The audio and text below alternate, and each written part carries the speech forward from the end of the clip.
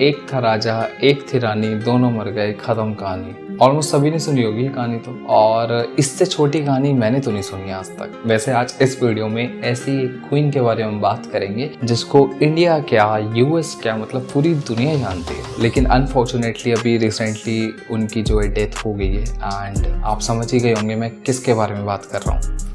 Yes, UK की queen Elizabeth. तो आज इस वीडियो में हम 10 अमेजिंग फैक्ट्स के बारे में बात करने वाले हैं क्वीन एलिजाबेथ की लाइफ से रिलेटेड। और ये वीडियो भी बाकी सभी वीडियो की तरह एक नंबर होने वाली है। आपको बस एक छोटा सा काम करना है कि आपको वीडियो को करना है लाइक, चैनल को करना है सब्सक्राइब, और देखो फिर बेल आइकन तो बनता ही है दबाना, वरना फिर आप कैसे ये वीडियोस जो है मिस कर सकते हो, नहीं कर सकते ना। तो जल्दी से आप ये करो और फिर हम लोग करते हैं वीडियो स्टार्ट।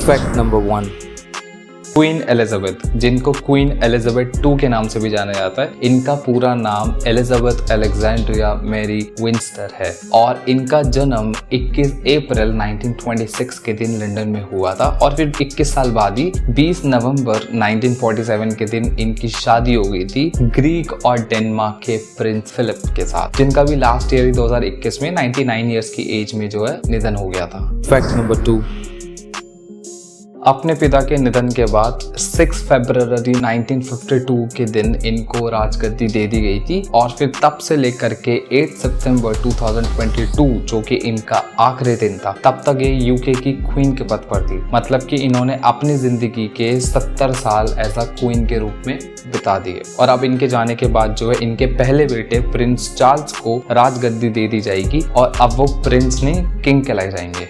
फैक्ट नंबर 3, तो गिनेस वर्ल्ड रिकॉर्ड के बारे में तो पता ही होगा सबको। लोग जो है वो किसी चीज में जो अपना वर्ल्ड रिकॉर्ड बनाते हैं और फिर इनकी जो टीम है वो उसको वैलिडेट करती है एंड देन अकॉर्डिंगली अपनी बुक्स में मेंशन कर देती है और ऑफिशियली भी अनाउंस कर देते हैं कि भाई इस बंदे ने जो है इस चीज में वर्ल्ड रिकॉर्ड बना लिया है। अब ऐसा ही एक रिकॉर्ड क्वीन एलिजाबेथ ने भी बनाया है। अब इनकी बुक्स में वो मेंशन है या नहीं है पता नहीं, लेकिन रिकॉर्ड तो बन गया है। तो क्वीन एलिजाबेथ ने सबसे लंबे समय तक क्वीन बने रहने का रिकॉर्ड बना लिया और इन्होंने क्वीन विक्टोरिया का भी रिकॉर्ड तोड़ दिया। तो जो क्वीन विक्टोरिया थी उन्होंने 63 साल 7 महीने 2 दिन तक जो है क्वीन के पद पर थी और क्वीन एलिजाबेथ 70 साल 7 महीने 2 दिन तक क्वीन के पद पर थी। फैक्ट नंबर 4, तो क्वीन एलिजाबेथ चाहकर भी किसी भी पॉलिटिकल पार्टी को अपना सपोर्ट नहीं दे सकती थी। मतलब कि उनको वोट देने की भी इजाजत नहीं थी। लेकिन एक मिनट, अब आप लोगों को लग रहा होगा कि यार वो तो क्वीन है, उसको किसी की परमिशन की क्या जरूरत, वो तो कुछ भी चाहे कर सकती है, राइट? लेकिन नहीं, देखो मैं आपको बताता हूँ कि यूके में कॉन्स्टिट्यूशनल मोनार्की है, मतलब कि राजशाही तो है लेकिन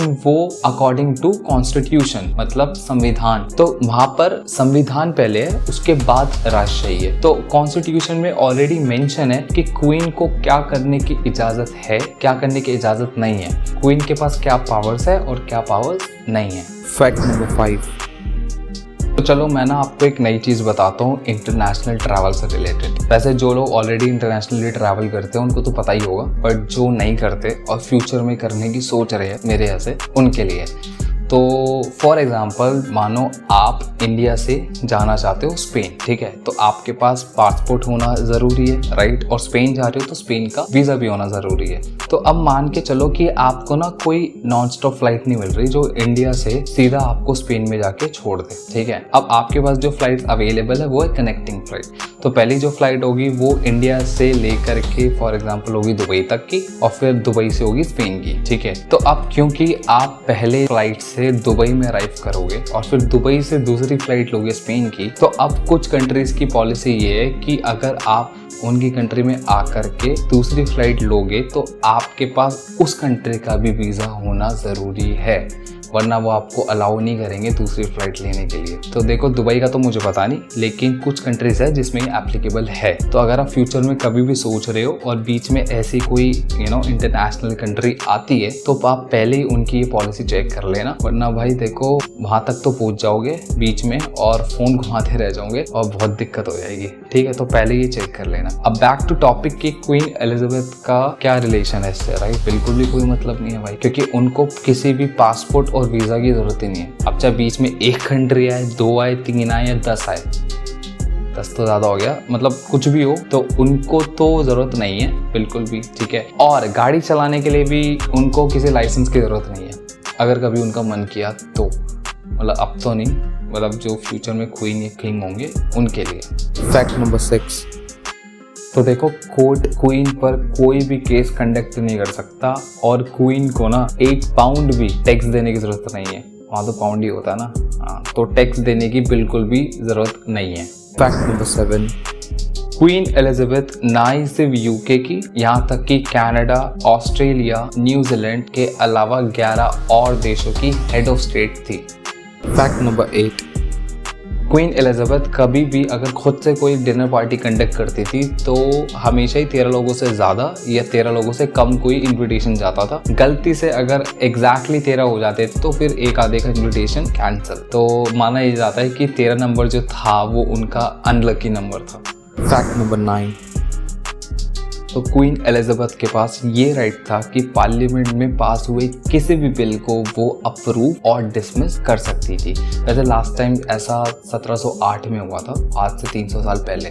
फैक्ट नंबर 10, देखो हमारा क्या होता है ना कि जब भी कोई सेलिब्रिटी दिखता है तो भाई हम तो सबसे पहले भाग कर जाते हैं ऑटोग्राफ लेने के लिए और सेल्फी लेने के लिए। लेकिन क्वीन और रॉयल फैमिली के किसी भी मेंबर को अलाउड नहीं है किसी को ऑटोग्राफ देना या सेल्फी देना, क्योंकि इसके पीछे भी एक रीज़न है, खासकर ऑटोग्राफ के पीछे, कि उनके सिग्नेचर को कोई किसी गलत काम के लिए जो यूज़ ना कर ले। तो ये थे कुछ फैक्ट्स क्वीन एलिजाबेथ की लाइफ से रिलेटेड। अब फैक्ट्स तो कुछ और भी हो सकते थे और फिर वीडियो भी और लंबी हो सकती थी, आप आधी छोड़ के भाग जाते। तो अब वीडियो को करते हैं यहीं पे ख़त्म। वीडियो अगर अच्छी लगी है तो वीडियो को आप लाइक कर दो, चैनल को सब्सक्राइब कर लो और बेल आइकन भी प्रेस कर देना। एंड ऑलरेडी जो वीडियोस अपलोड है वो आपने नहीं देखी तो वो भी देख लेना, कुछ नया पता चलेगा। बाकी keep learning, keep curious. Thank you for watching, bye.